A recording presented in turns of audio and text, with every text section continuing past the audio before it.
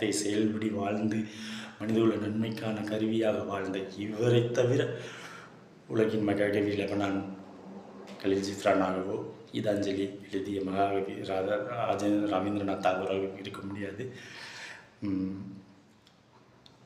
மீண்டும் சொல்கிறேன், நின்னை சில வரங்கள் கேட்பேன், அவை எனக்கு நேரிய அருளல் வேண்டும். முன்னை தீய வினை பயன்கள் யாவும் இனி மூளாது செய்திடல் வேண்டும்.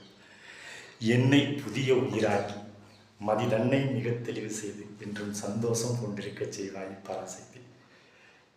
உலகின் மகாகவி பாரதியார் நினைவு நாள். வாழ்வியல் விழுமியங்கள் அனைத்தையும் பெற்ற வைய தலைமைகள் என்பது அவரவர் நம்முடைய எண்ணம் வார்த்தை செயல்களில் சிறந்த பங்களிப்பை செயல்பாட்டை கொடுப்பதே வைய தலைமைகள்.